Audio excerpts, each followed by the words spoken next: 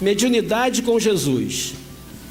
Mediunidade constitui meio de comunicação. E o próprio Jesus nos afirma: eu sou a porta. Se alguém entrar por mim, será salvo e entrará, sairá e achará pastagens. Imaginais a realização sublime, sem vos afeiçoardes ao Espírito de verdade, que é o próprio Senhor? Não há outro caminho senão Ele, que detém a infinita luz da verdade e a fonte inesgotável da vida. Não existe outra porta para a mediunidade.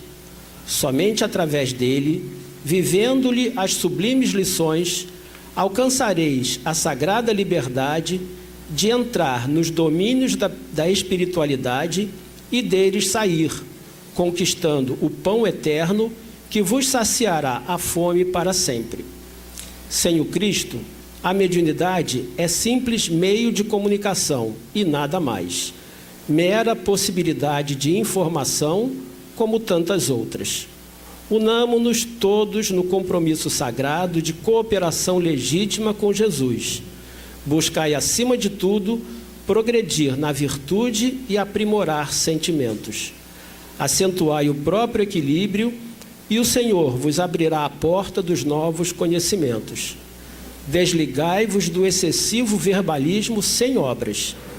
Não somente as obras do bem, exteriorizadas no plano físico, mas das construções silenciosas, da renúncia, do trabalho de cada dia no entendimento de Jesus Cristo, da paciência, da esperança, do perdão, que se efetuam portas adentro da alma, no grande país de nossas experiências interiores.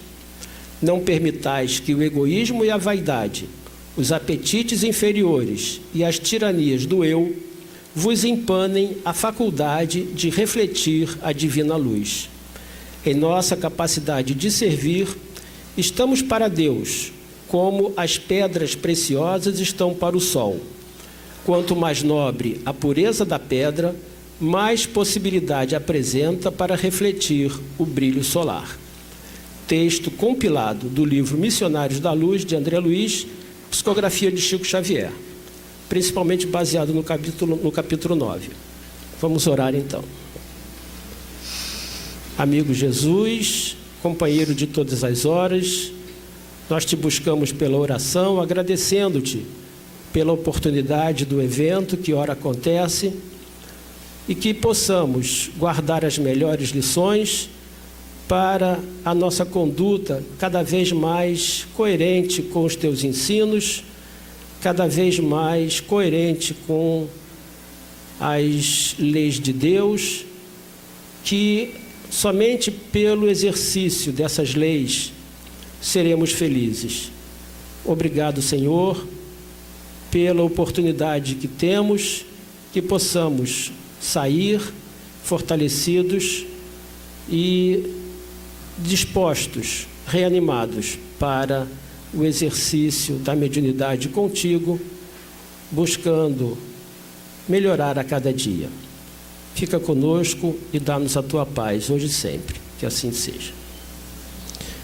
Bom, começamos então o seminário, passando a palavra à nossa Sueli Caldas Schubert.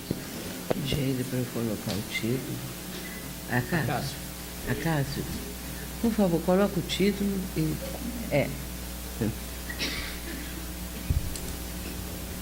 Pronto. Tá bom.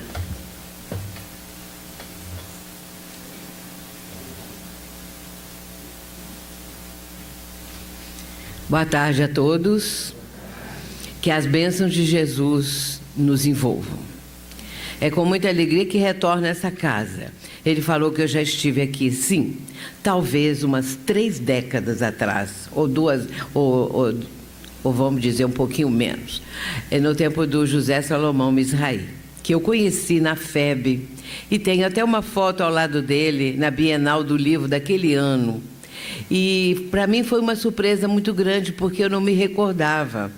E quando o Alberto me falou o nome dele, é que eu entendi tudo, e aí caiu a ficha, como se diz, e eu comecei a me lembrar daquela época que eu vim aqui. Então, é uma alegria muito grande retornar, porque me lembro muito dele, da esposa, da filha, de uma das filhas. E isso tudo é uma memória que a gente traz, é importante, não é? E a casa também, pelo trabalho que realiza, 60 anos, não é? Que a casa está completando. E isso é um marco, realmente, pelos trabalhadores todos que aqui estão trazendo o melhor de si mesmos para que a casa progrida e que avance no rumo da luz, porque esse é o nosso propósito quando estamos na casa espírita. Muito bem, nós vamos falar nessa tarde esse tema que eu acrescentei apenas finalidade, benefícios e compromisso da prática mediúnica. É a mesma coisa, só que eu coloquei esse título também, no título a palavra benefícios, porque disso tudo nós vamos ver quanto é benéfica a parte da prática mediúnica, o quanto ela nos enriquece, quanto de beleza, de extensão da nossa mente, expansão da nossa mente, ela nos proporciona. Nós vamos falar sobre isso nessa tarde. Eu quero dizer que, segundo falou o nosso Alberto, nós vamos dividir o tema, mas às vezes fica uma parte muito menor para perguntas, porque a parte expositiva ela é um pouquinho também mais extensa. Então vou tentar concatenar isso, porque eu gostaria de sair daqui ainda com o dia claro, devido à situação que a gente hoje fica preocupada quando ganha estrada, assim, é muita coisa que nos preocupa. Muito bem, então nós vamos começar trazendo essas explicações, essas reflexões necessárias para aqueles que estão no trabalho mediúnico. E os que se interessam, os que gostam do tema, tudo isso nós vamos aproveitar bem nessa tarde. Primeiramente, vamos colocar... Peço a ele, nós não tivemos tempo de ensaiar, eu e o Acácio. Então, não reparem, porque alguma coisinha pode sair assim, um pouquinho truncada, né? Essa passagem que está em Mateus, no capítulo 10, de 1 a 8, é muito importante quando Jesus vai delegar aos discípulos uma responsabilidade. E chamando os seus 12 discípulos, deu-lhes poder sobre os espíritos impuros, para os expulsarem e para curarem toda a enfermidade e todo o mal. Curai os enfermos, disse Jesus, limpai os leprosos, ressuscitai os mortos, expulsai os demônios, de graça recebestes, de graça dai. Então, nós vemos aqui Jesus transferindo para aqueles 12 que ali estavam um compromisso, uma responsabilidade, um trabalho. Mas é muito interessante, logo no início do texto, Mateus registra o seguinte, que Jesus chamou os 12 e deu-lhes poder. E é importante entender o que é poder. Qual o poder que Jesus transferiu para eles? Seria um poder mágico, palavras mágicas, alguma coisa diferente? O que Jesus transferiu para eles?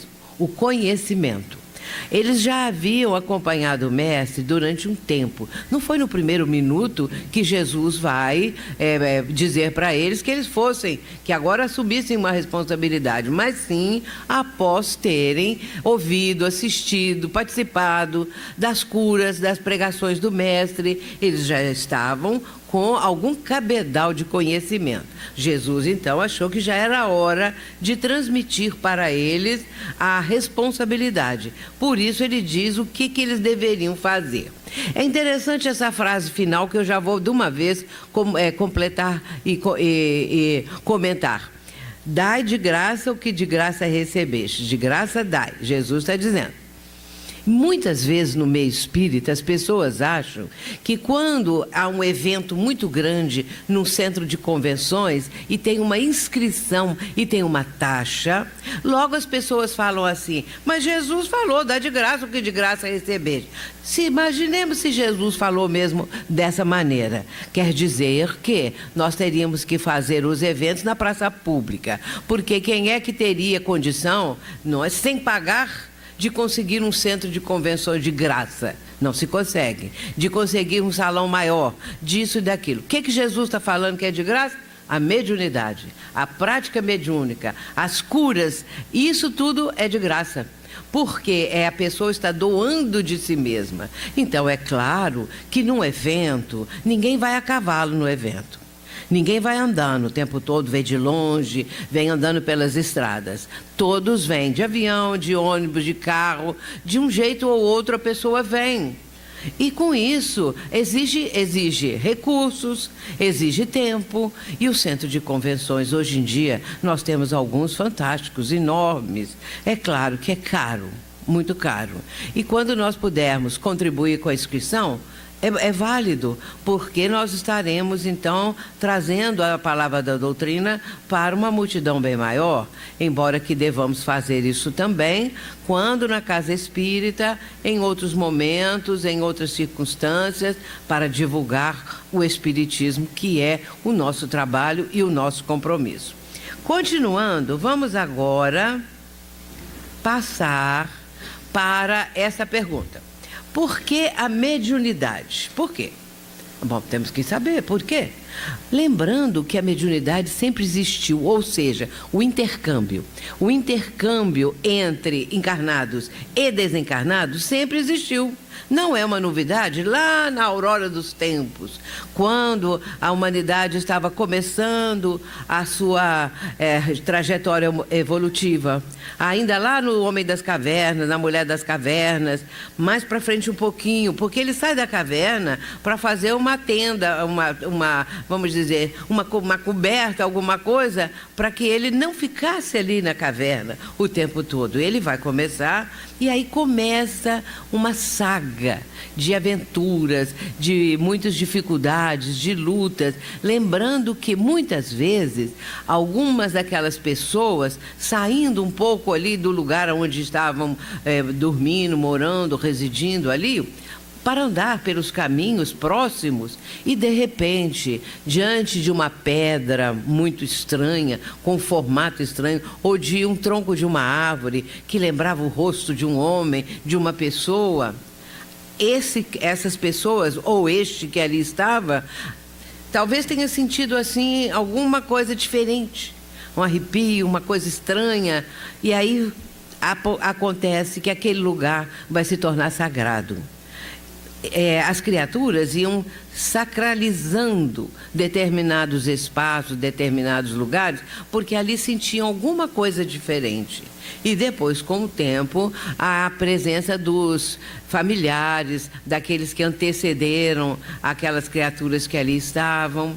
E assim por diante, porque os invisíveis, os desencarnados, sempre se mostraram, sempre se aproximaram para que pudesse haver esse intercâmbio, que só aos poucos vai acontecendo. Primeiro, muito rudimentares aquelas ideias e todas as práticas que foram realizadas, mas como base, exatamente isso, esse intercâmbio.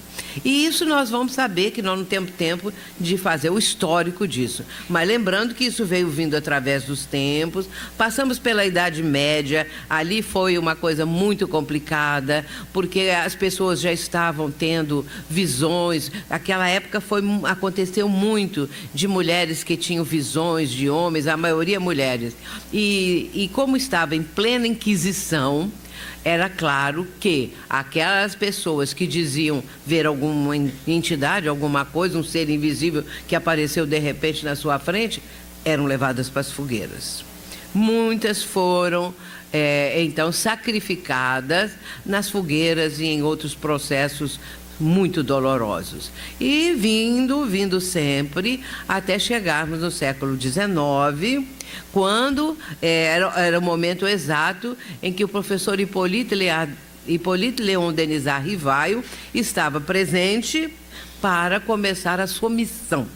Missão que ele havia recebido do próprio Cristo. Nós sabemos porque o Espiritismo é a segunda revelação de Deus à humanidade, a primeira sendo trazida por Moisés.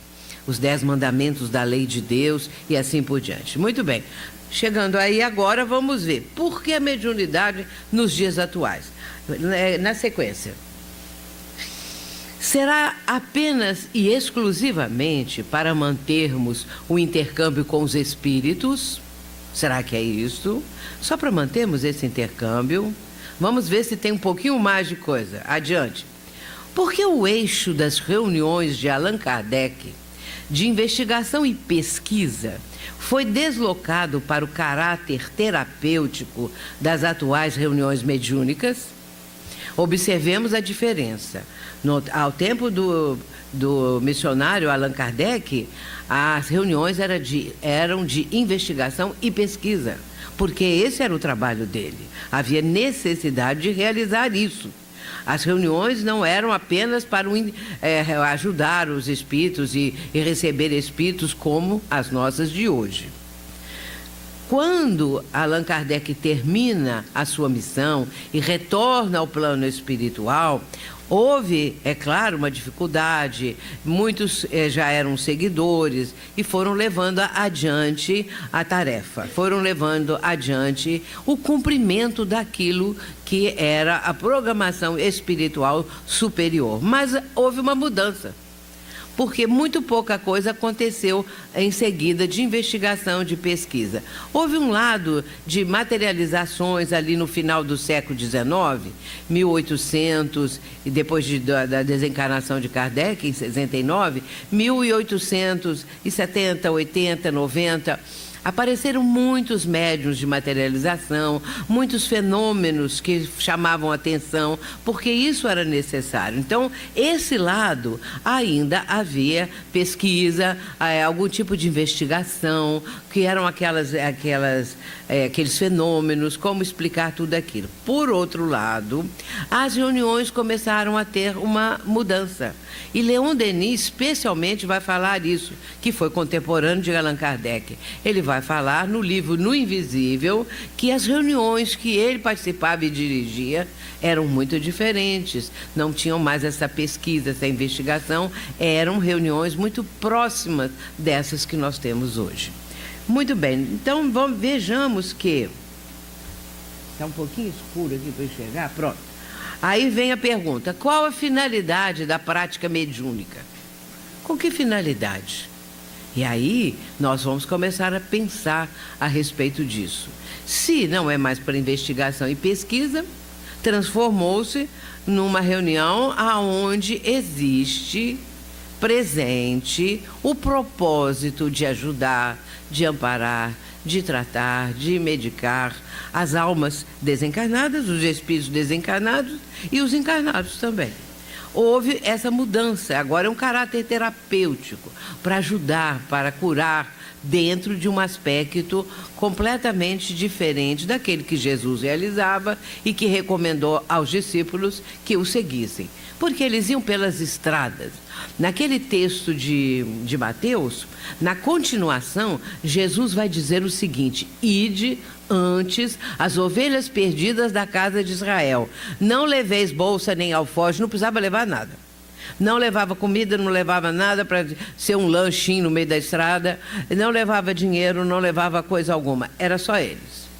Talvez um bastão, talvez uma capa, qualquer coisa, e iam pelas estradas. Quando encontravam uma casa, pediam abrigo, pediam licença. Se a casa fosse digna da presença deles, eles ficavam. Se não fosse, depois eles saíam batendo o pó das sandálias, como está no texto, ou seja, não levando mágoa alguma. Esse era o propósito daquela época, mas hoje é bem diferente. E as reuniões acontecem dentro desse padrão que hoje as casas espíritas, não apenas no Brasil, mas no mundo inteiro, em outros países, realizam. Quem vai ao exterior e participa dos grupos espíritas, especialmente uma grande quantidade de grupos espíritas fundados por Divaldo Franco no trabalho dele. E eu mesma já fui a alguns países e fui aos grupos que ele havia fundado, e ali então nós víamos a sequência do trabalho que é realizado aqui no Brasil, realizado lá também, porque é baseado nos ensinamentos da codificação e a mediunidade com Jesus. Vejamos na sequência o seguinte: benefícios da mediunidade. Vejamos que em 1855 o professor Rivaio vai ser convidado para assistir às reuniões de efeitos onde as mesas estavam se elevando no ar, as chamadas mesas girantes. O professor Rivaio recebeu 2 convites logo de imediato, mas ele não aceitou. Ele achou que não valia a pena, que não tinha assim uma explicação para aquilo, até que uma terceira pessoa, que era um amigo dele, conhecido, que ele respeitava, o convidou para ir à casa da senhora Plené Maison para assistir uma reunião de mesa girante, e ele vai. Claro que ele chegou lá e verificou o seguinte: enquanto as pessoas se divertiam com as mesas girando e até respondendo perguntas, porque passaram a colocar um alfabeto no chão, em letras grandes, e faziam perguntas: eu vou casar, não vou, vou viajar, vou ficar rico. Essas perguntas corriqueiras e banais, só que a mesa respondia. Porque ela levava, assim, eram mesas pequenininhas, não era um mesão desse.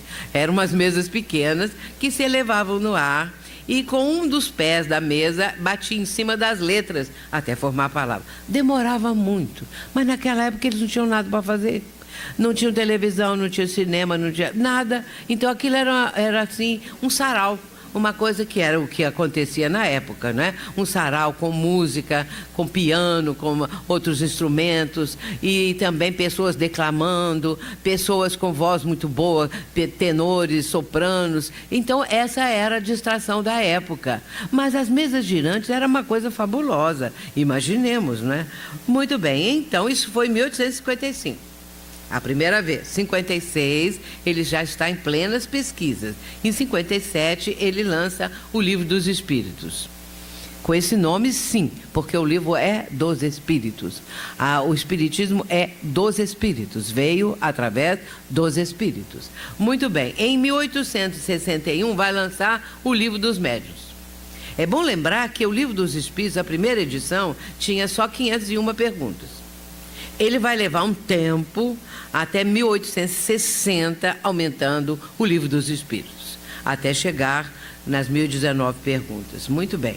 Aí, em 1861, ele já estava entregue a escrever o Livro dos Médiuns.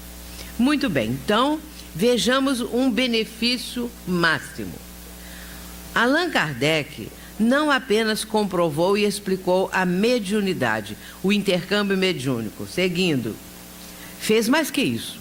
Demonstrou que os fenômenos mediúnicos poderiam ser controlados, exercitados e seus benefícios para a humanidade. Porque até então a mediunidade existia, mas ninguém sabia, ninguém compreendia. A pessoa caía no chão, às vezes, dominada por espíritos, outra hora falava coisas que não lhe pertenciam, não era dos seus pensamentos, e tinha atitudes as mais diversas, mas ninguém sabia como controlar isto. Se o espírito quisesse ficar muito tempo, ficava, porque a pessoa não tinha, o médium não tinha noção de como fazer, não tinha controle. Veio o espiritismo na época prevista, era aquele momento do amadurecimento do pensamento humano. E a partir daí, então, o que aconteceu com essa obra? Ele vai, Kardec no caso, não é, demonstrar que poderia haver controle, que poderia ser exercitada a faculdade e que traria benefícios para a humanidade. A finalidade precípua da doutrina espírita. Seguindo, o caráter terapêutico da prática mediúnica é um dos caminhos para atendermos à lei de justiça, de amor e de caridade. Realmente, Porque cada um aqui, imagino que uma grande parte do público que aqui está, participa de algum trabalho mediúnico, já participou, ou já leu, já se interessa. E aí vejamos que realmente é um trabalho para atender essa lei máxima, a 10ª lei moral. Quando Kardec vai expor para o Espírito de Verdade quais seriam as 10 leis, que ele fala as 9, aí o Espírito diz, quando ele diz a 10, lei de justiça, de amor e caridade, ele vai dizer, o Espírito de Verdade, essa é a mais importante. Essa é a lei mais importante. E aí, o caráter terapêutico, vou visando melhorar as condições do ser humano, condições morais, espirituais, e aí atendendo também o campo físico. É claro que a predominância é entender que nós somos imortais. Nós somos espíritos imortais. Isso é que nossos irmãos, mesmo de outros ramos do cristianismo, não aceitam. Não tem dessa ideia. Para eles, a maioria dos seres humanos, a vida é uma só, morreu, acabou. Ou vai para 2 lugares, o céu ou o inferno. Não tem outro lugar para ir, só 2. Agora, eles, que seguem qual religião, vão para o céu. O restante vai tudo para o inferno. E os espíritas já têm lá o seu lugarzinho no inferno. E aí, meus irmãos, olha bem o lema da doutrina espírita: fora da caridade não há salvação. Ou seja, fora do amor ao próximo. Por isso Paulo falou, ainda que eu falasse a língua dos homens e dos anjos, e não tivesse a caridade, nada seria. E não tivesse o amor, não cultivasse o amor, nada seria, nada teria, não é? Muito bem, então vamos na sequência, que é a mediunidade com Jesus, que nós estamos abordando hoje. Aqui nossa Joana de Ângeles vai dizer o seguinte: mediunidade é patrimônio inestimável, faculdade delicada pela qual ocorrem fenômenos sutis, expressivos e vigorosos, e só procedem do alto quando em clima de alta responsabilidade. Portanto, não tem outra maneira. Se o médium quer realmente entrar em sintonia com espíritos benfeitores, ele tem o quê? Ele tem que ter esse procedimento e a compreensão da grande responsabilidade que isso significa. É o que nós vamos falar hoje. A nossa conversa gira em torno disso, porque nós precisamos ter essa certeza. E nós precisamos, mais que isso, cumprir tudo isso. Não adianta saber teoricamente. O importante é ter também uma vivência, viver isto. É importante quando o médium ou a pessoa que é espírita, que fala, eu sou espírita, mas, bom, tem que viver o espiritismo. Não é só falar, não é só frequentar, não é só vir no centro espírita, não é só tomar passe. Aí, na hora da vivência, na hora de um momento difícil na vida, um momento importante de uma decisão muito séria, o que a pessoa tem que pensar? Bom, eu sou espírita, como eu vou agir? Não como as demais pessoas, que muitos espíritas fazem isso, engrossam as fileiras daqueles que já agem de qualquer forma, como já aquilo já está estipulado, já é assim que todo mundo faz, então também ela faz. A pessoa espírita também acaba fazendo, mas a pergunta não é essa. Eu sou espírita, o que eu devo fazer? Como eu devo agir? Como eu devo empregar meu esforço para acertar essa situação? Qual o melhor caminho? É isso que a pessoa tem que pensar, não é? Então, vejamos aqui, isso está no livro Celeiro de Bênçãos da Joana. Na sequência, agora vem o nosso Emmanuel. Ele fala uma coisa muito importante, como tudo isso que nós estamos apresentando aqui.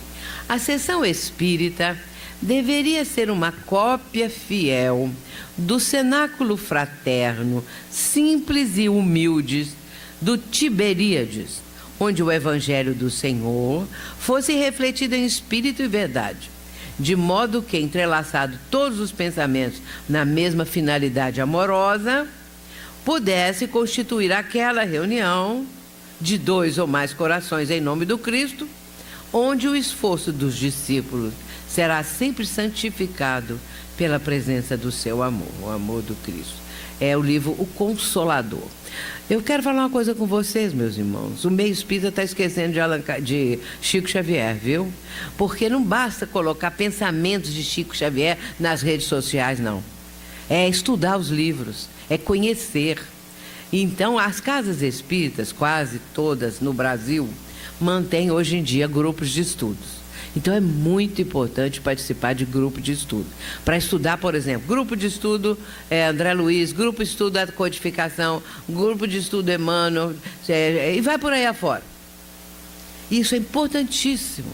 E, no caso, quando a pessoa realmente ela tem esse propósito do trabalho, de estudar, de conhecer mais, ela faz parte de um grupo de estudo. Ou, se não fizer, ela vai procurar conhecer as obras do Chico. Porque, por incrível que pareça, se as pessoas ficam voltadas para uns 10, 15 livros do Chico e os demais ficam para lá. Porque hoje eu vejo muito isso. As pessoas não conhecem os 5 romances de Emmanuel. Ou conhecem um ou dois, são 5. Um ou outro conhecem. Mas é preciso conhecer os 5 romances de Emmanuel, porque não tem nada igual. Esses romances que são lançados, quase todo dia é lançado, respeitando os autores espirituais encarnados. Mas nenhum se compara com os 5 romances de Emmanuel. Nenhum. Porque são obras, assim, vamos dizer, de altíssimo nível. De nível espiritual nas alturas. É muito diferente. E aí nós precisamos conhecer essas obras. O Consolador, eu não sei se ele é estudado. Quem já estudou o Consolador, já leu, levanta a mão, por favor. Sim, já está até um índice bom, mas não está tão bom assim, não. Agora, o Consolador é todo de pergunta e resposta. Então, é bom de estudar. E aí, aqui ele está falando que as nossas reuniões de hoje deveriam ser uma cópia daquelas que eram realizadas lá onde o Tiberíades, ali era uma vila, uma cidade, uma coisa muito minúscula, perto ali de outras cidadezinhas pequenas da Galileia.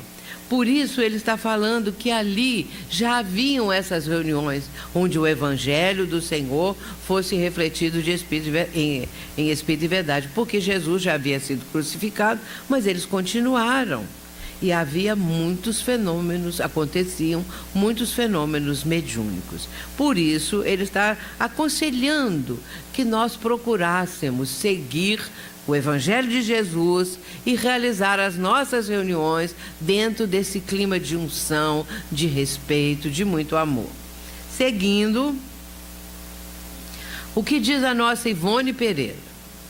Em primeiro lugar, o médium deverá redobrar esforços para renovar-se moral e mentalmente durante o período de adestramento das faculdades, a fim de, na época oportuna, conseguir fácil intercâmbio com a espiritualidade mais alta. Comunhão que terá de ser constante e permanente através dos atos cotidianos e não somente as horas de trabalho objetivo. É do livro dela, Devassando o Invisível. Imperdível também. Tem muita coisa para ler. Nós temos que passar a vida toda lendo, tá? Porque só Chico tem mais de 400 livros. Agora, eu tenho certeza que nem eu e nem ninguém vai conseguir ler os 400 e tantos livros dele. A gente não consegue. Mas ele conseguiu escrever. Olha que coisa importante. Ele conseguiu escrever mais de 400 livros. E nós, para lermos 400 livros, é muito difícil, porque também tem outros livros para a gente estudar, não é? Então, o importante é não desanimarmos, lermos, estudarmos, participar de grupo de estudo. Vou falar com vocês, eu participo de 4 grupos de estudo semanais. Então, mas não sou eu que dirijo, pode pensar assim, ela dirige. Não, eu sou participante. Então, eu vou, nas quintas-feiras, eu tenho 2 grupos de estudo. Um emendo com o outro. De 7 às 8, depois eu vou no outro que começa às 8, mas é tudo no mesmo local, né? Um é num andar, outro é no outro. Aí eu vou para o outro, que começa às 8 e vai até 9h30. Esse é um pouco maior. Então, depois eu tenho um no domingo e tenho um na terça-feira. Então, nós temos assim esses grupos todos que são importantíssimos. Estudar cada vez mais. Agora nós estamos estudando o livro da Amélia, a coleção da Amélia Rodrigues, é toda do Evangelho. Já estudamos Evolução em Dois Mundos, Mecanismos da Mediunidade, livros psicografados pelo Chico, né? Já estudamos toda a obra de André Luiz, toda a codificação. Então é assim, a gente tem que fazer isso. E há uma coisa muito boa. Quando nós participamos de grupo de estudo, nós nos tornamos amigos daquelas pessoas.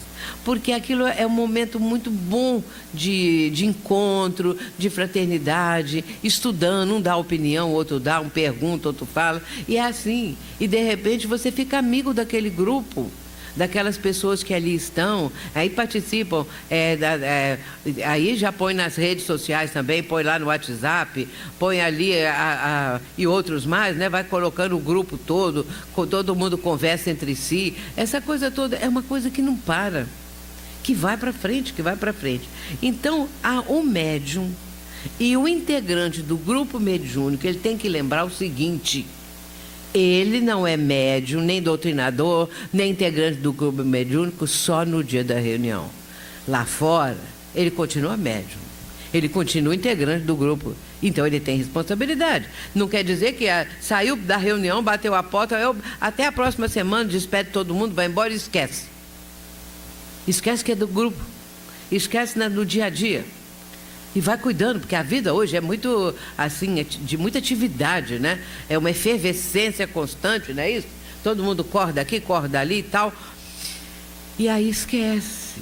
Mas tem que lembrar que porque a espiritualidade não esquece. Ela nos está acompanhando. Lembrando que Paulo disse que nós temos, junto cada um de nós, uma nuvem de testemunhas. E temos mesmo. Nós temos familiares, pessoas da nossa família que nos antecederam, aquela pessoa da família com a qual tínhamos mais afinidade, e aquela outra que não tínhamos muita afinidade.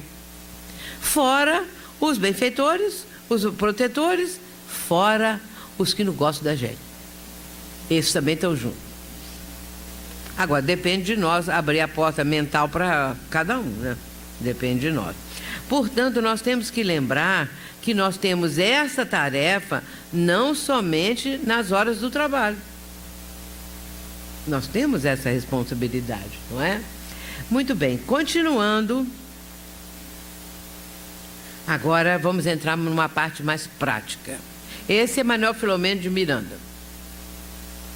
Ele vai dizer o seguinte sobre a comunicação mediúnica.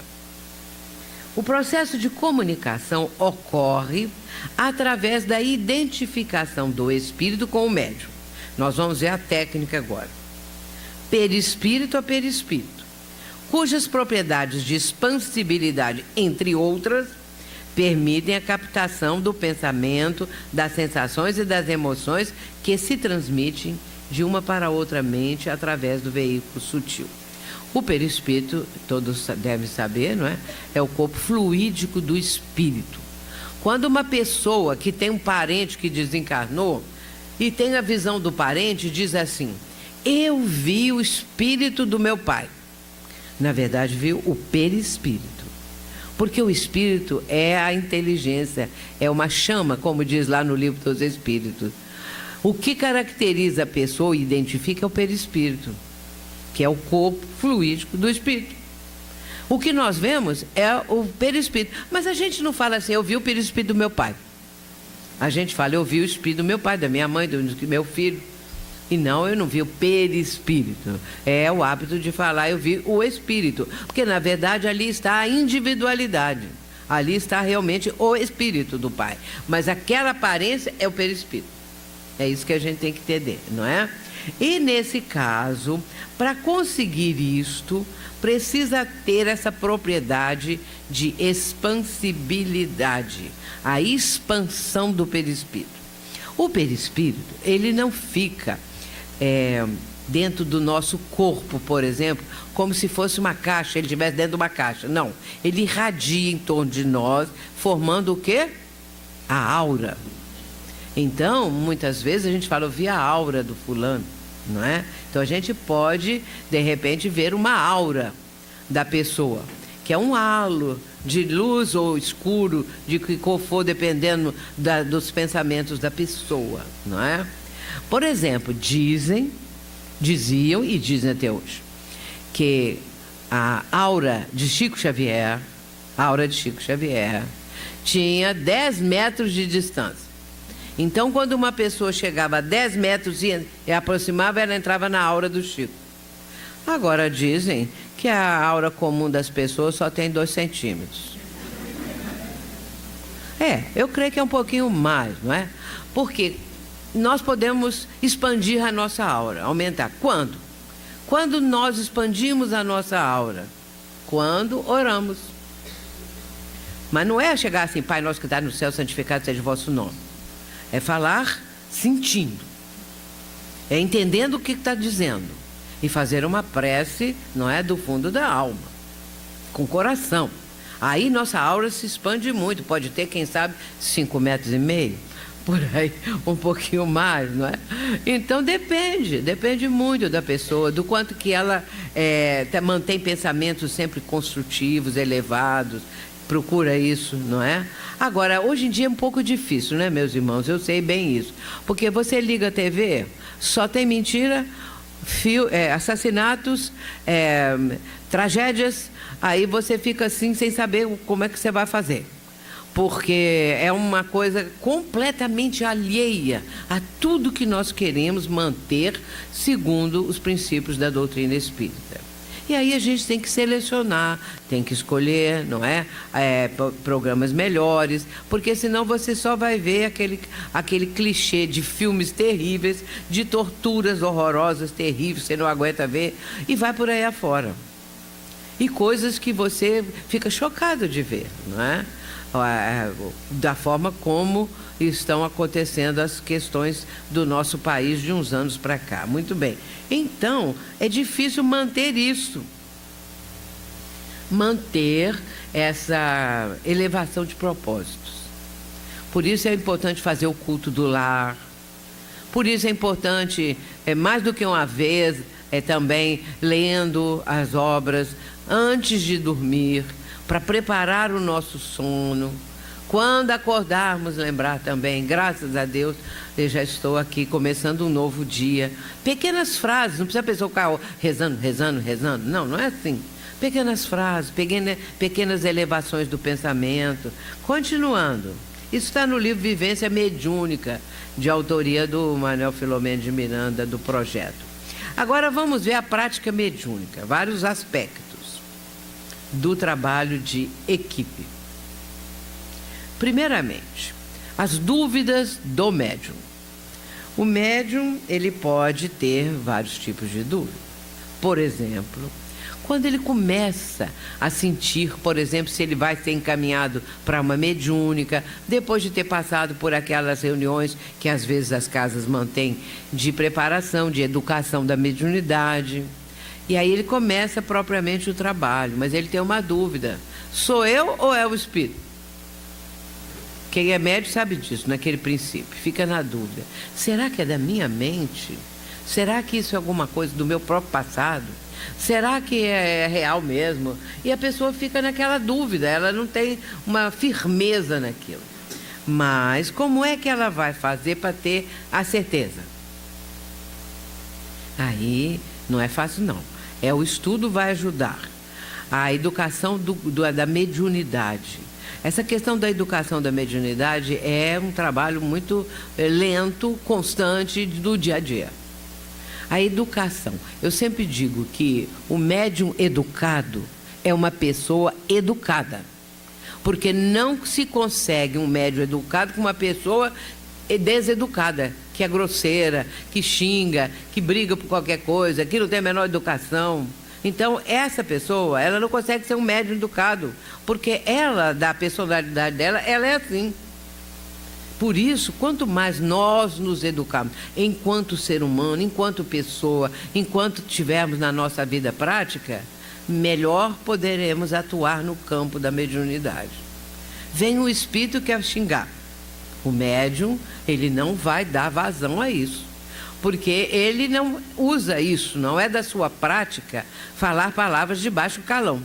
Mas tem espírito que quer para quê? Para fazer a reunião baixar de padrão vibratório. E aí o médium tem esse controle. Agora, se o médium é acostumado a falar desse jeito, ele vai deixar tudo livremente, porque ele não consegue nessa hora impedir. Ele não tem um padrão vibratório que não permita que o espírito faça o que ele quer fazer. Muitas vezes joga o médium no chão. E aí fala assim, mas o espírito era muito forte. Aí eu digo assim, e o médium muito fraco. Por quê? Quem controla o espírito? A força? Não, a mente. O padrão vibratório. Se o médium não quiser, não cai no chão, não. O espírito pode estar querendo levá-lo, fazer com que ele caia no chão, com que ele dê um murro na mesa. O médium não faz, porque ele tem a condição para isso, condição vibratória. Ele não está brigando com o espírito. Não vou fazer isso. Não, mentalmente, né? Ele não está brigando com o espírito. Ele simplesmente não faz. O espírito não encontra campo mental, campo vibratório. Então não consegue julgar o médium no chão. Porque quando o médium realmente ele tem essa força vibratória, o espírito não consegue. Ele fica sentado no lugar dele e não vai para o chão. Agora, hoje em dia tem alguns lugares aí que acham que se cair no chão é ótimo porque significa trabalho forte e resultado fraco. Porque que resultado, não é? Então, passividade. Sou eu ou é um espírito? Se a reunião é bem orientada, se a pessoa está ali com propósitos os melhores possíveis, se a pessoa conhece o seu campo mental, é preciso que a pessoa sempre esteja atenta para saber qual é o nível de pensamentos que ela mantém durante a vida. Que pensamentos são habituais na sua vida? Que pensamentos são? Não é? Então, se você mantém um padrão mental melhorzinho, porque o Espiritismo nos convida a isso, a melhorar o padrão mental. O padrão vibratório em sequência. Porque se você melhora o seu padrão mental, você melhorou a vibração. Eu vi ali fora que tem um aviso, mantenha o pensamento elevado. Não tem ali? Mantenha, acho que é pensamento. O pensamento é elevado. Então você vai mentalizar de uma forma elevada. Mas aí, meus irmãos, tem uma coisa hoje muito difícil. Você está lá bem pensando em Jesus, pensando no trabalho do bem, você está na reunião mediúnica, de repente vem assim, novela. E aí vem aquela novela horrorosa, aquelas cenas terríveis. Ou então um filme com assassinatos e terrores, os mais diversos. E aí vem assim, como é que você faz? Aí vem um pensamento inconveniente. Mas quem está vendo? Os mentores estão ali. A gente não consegue esconder. Não esconde. Agora, eles entendem. Eles entendem porque aí a pessoa tem que fazer o seguinte: se veio à tona da sua mente um pensamento inconveniente, um pensamento fora do propósito, que não era ali, o que você tem que fazer? Substituir o pensamento por um pensamento mais elevado. É nossa mente, nós trazemos do passado muitos erros, todos nós, porque nós estamos num planeta o quê? Um planeta de provas e expiações na categoria dos mundos. Abaixo de nós são os mundos primitivos. Então, em que lugar estamos? Penúltimo lugar. Nosso planeta está em penúltimo lugar na categoria dos mundos.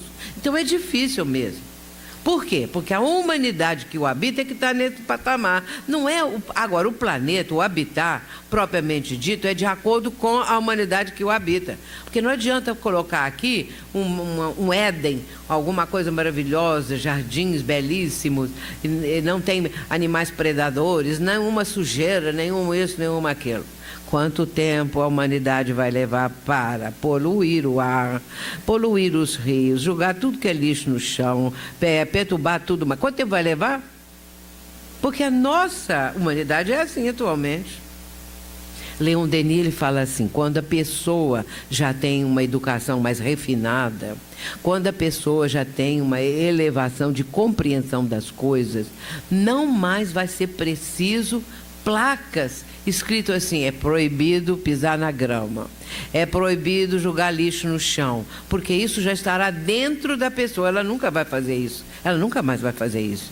Então não precisa mais de aviso: é proibido isso, é proibido aquilo.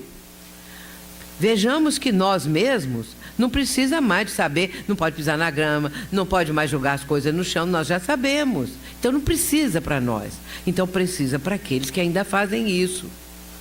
E aí, então, quando isso está introjetado em nós, houve um progresso, não é? Então, voltando para a passividade, se a pessoa ela está realmente num propósito mais elevado, a reunião e tudo, ela vai conseguir. Vou contar o caso de uma amiga minha. Ela ficava na reunião com aquela dúvida: sou eu ou é o Espírito? Então ela sempre se perguntava: será que sou eu que estou com essas ideias? Será que sou eu que estou rindo? Porque às vezes o Espírito fica rindo, né, debochando. Outra hora o Espírito está falando coisas assim, contra o Espiritismo, contra as pessoas. Será que sou eu?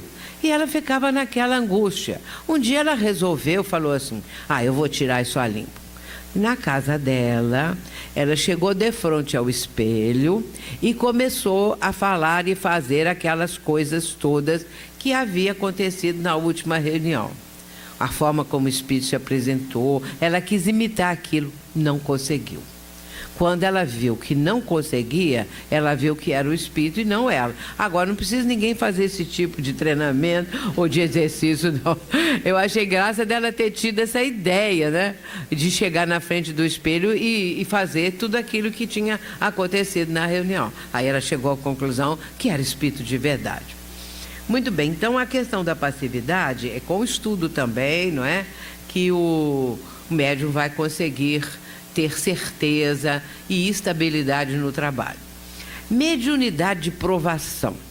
Existe mediunidade de provação? Muita gente fala isso, a mediunidade de provação, mas não é bem assim. A provação é do indivíduo, é do médium, na vida geral, porque não vai ser assim: a vida geral é ótima, mas na prática mediúnica é uma provação. Não é bem assim. Quando há uma provação no trabalho mediúnico, é porque também há na vida da pessoa. Ela tem uma vida provacional, ela tem uma vida difícil, complicada. Aí na parte mediúnica também é um pouco complicado, para ela conseguir uma coisa mais estável, uma faculdade, um trabalho mediúnico com mais produtividade, mas ela pode conseguir, porque a própria prática mediúnica vai ajudando a sua vida. E aí as coisas vão melhorando. Então, não desanimar. Não há propriamente uma mediunidade provacional. Ela é porque a vida do indivíduo é assim. Agora, uma outra pergunta. Quando chega um espírito que suicidou, por exemplo, deu um tiro no ouvido, ou uma pessoa que acidentou-se num acidente de carro, de qualquer coisa, o espírito está sofrendo. O médium sofre a dor do espírito. O médium pode sentir alguma coisa, mas não a dor do espírito. Porque se fosse assim, ninguém mais queria ser médium. Se uma pessoa levou uma facada, se uma pessoa foi morta de uma forma muito brutal, aí sente ainda um pouco de dor, alguma coisa, o médium vai sentir isso, vai ficar com aquela dor diferente. Porque senão nós nos afastaríamos, né, do trabalho mediúnico, porque seria muito doloroso.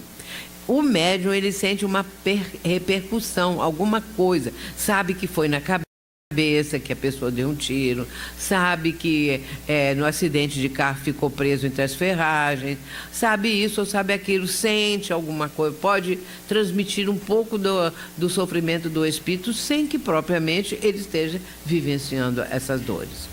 Eu falo isso porque já vi médiuns que têm medo de dar passividade a espíritos sofredores, achando que vão sofrer demasiadamente. Não é bem assim. Na sequência, desdobramento. O que é o desdobramento e para quê? O desdobramento é exatamente a expansão do perispírito. Quando nós estamos adormecidos no corpo, nós deitamos para dormir, para descansar, dormimos, o que acontece? Há um desdobramento. Pode acontecer que às vezes o espírito fica ainda mantido, agarrado ao corpo, preso ao corpo, ou muito perto do corpo, ou então ele se afasta. O corpo é uma veste e o espírito se afasta para um trabalho, para um aprendizado, para alguma coisa diferente. Aí houve um desdobramento. Na mediúnica pode acontecer um desdobramento para um tipo de trabalho. Então, agora, às vezes tem uma coisa muito curiosa. O médium está lá na mediúnica. E quando termina o trabalho mediúnico, o que acontece? Às vezes tem uma avaliação, e deve ter, isso é bom, a fazer uma avaliação. De repente, estão as pessoas, um fala, outro fala, eu passei isso, senti bem, ou aquilo. De repente chega naquela pessoa que na verdade estava dormindo, a pessoa fala assim: eu estava muito longe, eu estava desdobrada, eu estava em desdobramento. Mas aí o que aconteceu? Pode o dirigente perguntar: não lembro. Nunca lembro o que aconteceu, porque na verdade estava dormindo. É preciso ter cuidado com isso, porque às vezes a pessoa dorme sim, e não é assim uma coisa do outro mundo se ela dormiu. É que às vezes são fluidos que ela está captando e que dão um torpor, alguma coisa assim. Na nossa reunião nós combinamos: se perto de mim tem uma pessoa que eu noto que está dormindo, nós devemos acordar. Devemos chamar, colocar a mão, tudo baixinho, né, gente? Tudo bem educadinho. Para a pessoa, aí ela volta, né, de repente, né? E para não ficar, porque a pessoa vai para a reunião, chega lá, dorme, o que acontece? Ela perde todo o trabalho, perde um sacrifício, muitas vezes, de ter ido lá, largou uma opção de coisa, deixou de fazer, vai fazer mais tarde, vai fazer de madrugada, essas coisas assim. Não é? Então, para não ficar aquela pessoa dormindo. Então, o desdobramento, leiam o livro Dimensões Espirituais do Centro Espírita, que eu escrevi baseado no livro de André Luiz, Nos Domínios da Mediunidade. O livro Nos Domínios da Mediunidade, de André Luiz, tem caso de desdobramento explicando como é que acontece, né? Na sequência, desenvolvimento da mediunidade. Onde se consegue o desenvolvimento? É fácil, todo mundo sabe, é na casa espírita. Mas muitas vezes a pessoa não quer desenvolver a mediunidade. Eu faço um trabalho também de atendimento fraterno há muitos anos. E às vezes uma pessoa chegou perto de mim e falou assim: olha, todo lugar que eu vou, as pessoas falam que eu sou médium, mas eu não quero ser médium. A senhora podia tirar isso de mim? A pessoa acha que você pode tirar aquilo dela. Então você tem que explicar que ninguém tira uma coisa dela. Agora, o outro caso, a pessoa chega: mas eu queria ser médium. Será que a senhora podia me ajudar a ser médium? Quer dizer, um quer tirar, o outro quer pôr. Então a senhora poderia me ajudar a ser médium? Aí eu falo: não tem condição, não é? Também não adianta. Mas eu queria ser médium como Chico Xavier. A pessoa logo quer o máximo. Então quer escrever 400 livros, entendeu? Então você vê assim essas coisas que as pessoas às vezes falam, né? E porque não conhecem, porque não tem conhecimento e tal. Essa coisa de não ter conhecimento, uma vez uma pessoa, uma moça nova, no máximo 20 anos, chegou na nossa casa há bem tempo. Tudo meus irmãos, já tem décadas, eu não entendo por quê. É década disso, década daquilo e tal. Muito bem, então, essa pessoa chegou e conversamos, eu conversei do caso que ela falou e tal. Quando terminou, ela pôs 2 maços de cigarro em cima da mesa. Aí eu falei, que isso, minha filha? Aí eu soube que o pagamento é 2 maços de cigarro. Aí eu falei, pode levar seus maços de cigarro, que aqui não tem pagamento de nada, quanto mais de cigarro, né? Muito bem, então, às vezes essas coisas acontecem, a gente vê que a pessoa não tem conhecimento, isso é comum, né? A pessoa não conhecendo nada. Continuando. Agora, o guia. Guia na reunião mediúnica. A pessoa tem o guia, o médium. Cada médium tem o seu. Cada pessoa tem. Ou o espírito protetor. Muito bem, então está lá o guia do médium.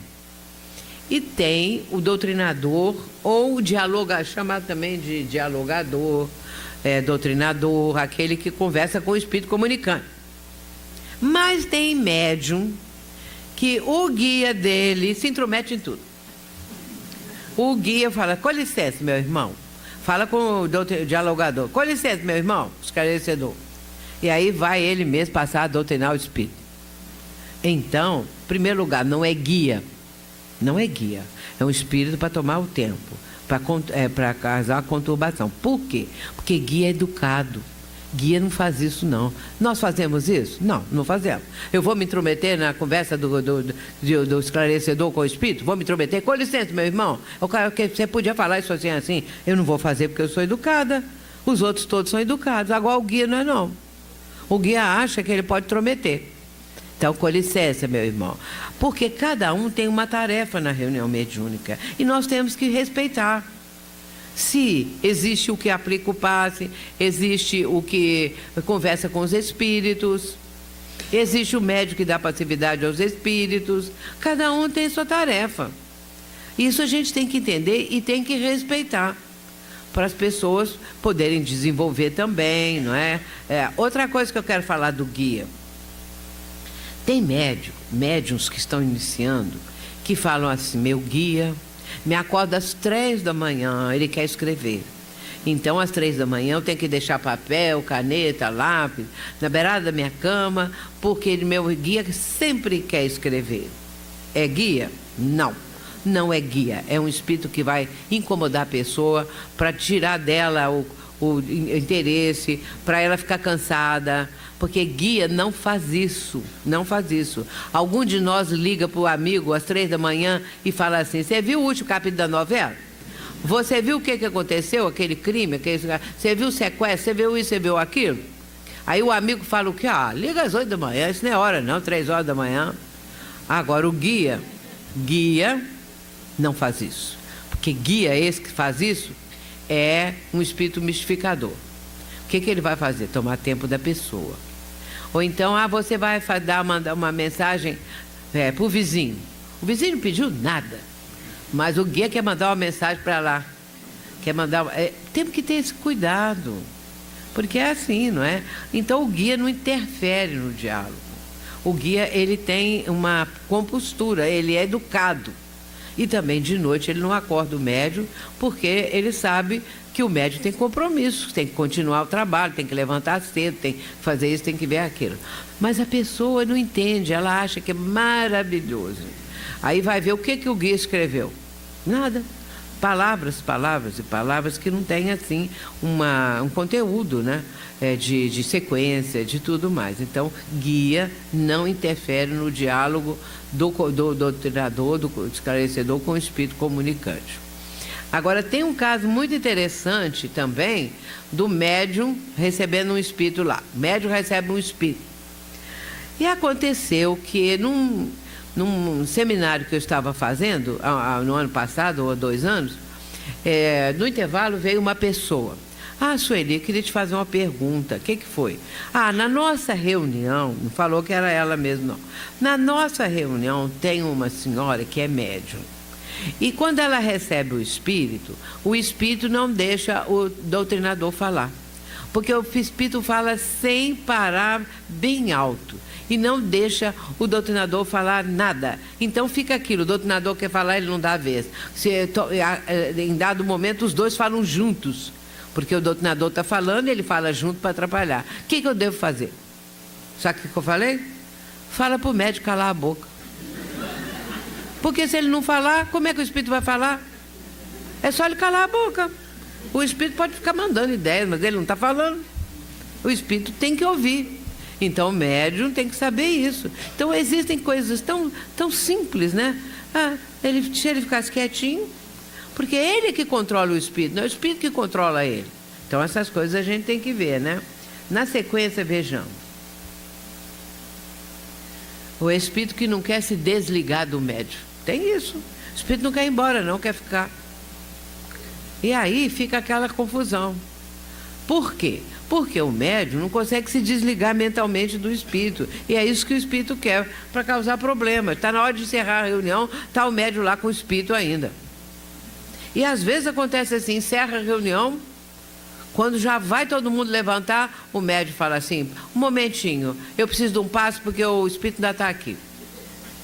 Então começa tudo de novo, para dar paz, para aquela coisa toda. Então é uma coisa da educação do médium, é do estudo, é aprender a desligar mentalmente a sua mente da mente do espírito. Porque é isso que o espírito quer, que o médium não desligue. E ele fica ali no controle. Olha quantos detalhezinhos de coisas que são importantes numa reunião. Seguindo. Existem também bloqueios para a sintonia. Para o médium sintonizar com o espírito, às vezes tem muito bloqueio. Quais são os bloqueios? Mente do médium está carregada de tensões, de preocupações, de coisas muito da vida, não é? A pessoa não consegue desligar. Doença, qualquer coisa no emprego, qualquer coisa, foi despedido. Então é claro que a pessoa está sofrendo. E aí ela está com aquelas tensões, com aquelas preocupações, aborrecimento, briga na família, brigou antes de ir para a reunião. E aí os espíritos fazem isso. Os espíritos querem prejudicar a pessoa para ela não ir, ou para ela ir toda desestruturada, com raiva e tudo mais. O que eles fazem? Fazem isso, não é? Muito bem, então, os noticiários, as fofocas, distancia a pessoa da própria responsabilidade mediúnica. Na sequência, vejamos, nós estamos caminhando para fazer agora mesmo o intervalo, tá bom? São quantas horas? 3? 3 horas. Então tá, então não estão correndo não. Eu não preciso correr tanto, pensei que já era 4, não estou dando para enxergar daqui. Muito bem, aí... Vamos ver a questão da atuação dos médiuns. Atuação dos médiuns. Então vamos ver. Bom, como é que o médium precisa, aos poucos, conquistar uma condição melhor para o trabalho mediúnico? Mente equilibrada. Difícil. Conseguir a mente equilibrada, não é? Muitas vezes a nossa mente está uma confusão de tanta coisa. E conseguir estabilizar, equilibrar isso não é fácil. É um trabalho difícil o médium conseguir equilibrar a própria mente. Pensamentos desencontrados, pensamentos pessimistas, pensamentos de medo, pensamentos de revolta pela situação que estão atravessando. E vai por aí afora. Quando chega na reunião mediúnica, o que é a mente da pessoa? Um tumulto. Uma porção de coisa ao mesmo tempo. Desligar disso é muito difícil. Muito difícil. Mas é preciso a pessoa aprender isso. Na minha vida, eu tenho mais de 60 anos de mediunidade, que eu comecei muito cedo. Eu aplico o passe desde os 16 anos. E então, porque naquela época era assim, a gente não... Eu dava aula de evangelização desde os 12 anos, porque se a pessoa tivesse conhecimento, algum conhecimento, boa vontade, entusiasmo, e tinha quase ninguém para fazer essas coisas, não tinha estudo como tem hoje. E então, o que acontecia? Sueli, vem cá que o senhor hoje vai dar passe. Foi assim que começou. E aí eu comecei a dar passe e continuo dando passe, né? Muito bem. Mas, então, essas coisas, dar aula para criança, na evangelização. E aí eu também, porque eu gostava muito disso, que eu sou uma leitora compulsiva. Eu comecei a ler mesmo os livros da doutrina aos 9 anos de idade. Hoje a minha bisneta faz isso. Interessante, que ela fez essa semana 10 anos. Há meses atrás, quer dizer, ainda com 9, ela chegou lá em casa e falou assim: vó, eles não me chamam de bisa, não. chama de vó. Vó, eu quero falar uma coisa, pode falar. Ó, estou lendo o Evangelho segundo o Espiritismo de Allan Kardec. Assim mesmo, com ênfase, né? Estou lendo o Evangelho segundo o Espiritismo de Allan Kardec. Eu falei, mas que beleza, Alice. Você está lendo o Evangelho? Estou, vó. Aí eu falei assim, está gostando? Sim, estou gostando muito, mas tenho as minhas dúvidas. Aí eu achei a maior gracinha. Falei assim com ela, então vamos fazer o seguinte, a hora que você puder, vem aqui na casa da avó, para nós conversarmos. Se você quiser, você faz perguntas, né? Mas ela não tem tempo, mora fora da cidade e fica naquela luta de muitas coisas, né? Que hoje em dia as crianças fazem, e aprendendo inglês também, e aí põe a criança nisso, põe a criança naquilo, para natação, para isso. Então é assim. Mas eu achei interessante porque foi nessa época que eu estava lendo, só que eu já estava lendo alguns livros do meu pai, porque meu pai, minha família é toda espírita, meus avós já eram espíritas, tanto o lado materno quanto o lado paterno. Quando aquele que seria meu pai conheceu aquela que seria minha mãe, os dois já eram espíritas. Aí casaram, um casal espírita, não é? E os filhos foram criados da doutrina. Muito bem. Mas acontece que quando a gente, às vezes, na família, tem sempre algum que às vezes gosta mais, outros já não liga tanto, né? Então, existe essa variedade. E existe também aquele compromisso daqueles que seguem, que realmente atendem, né? Então, vai acontecendo assim. E da minha parte foi isso mesmo, né? Sempre entendendo isso. E aí, no trabalho, desde pequena, desde muito nova. E meu pai, ele era sócio da FEB, naquela época. E vamos pensar nos anos 50. Anos 50. Meu pai era sócio da FEB. E quando eles lançavam um livro novo, o sócio recebia o livro. E aí meu pai recebia o livro e eu ia lendo os livros todos. Porque naquela época tinha alguns pequenos romances que eram publicados. Hoje em dia, alguns deles não publicam mais. Mas eram coisas muito leves, e aí eu li aqueles livros todos e tal, e foi indo, e sempre lendo, até hoje é assim. Muito bem, então isso faz com que a mente fique muito ocupada, porque eu sou assim, eu não faço crochê, não faço tricô, não costuro, não faço coisa, eu leio. Eu leio. Agora, eu cozinho também, tá, gente? Cozinho eu entendo.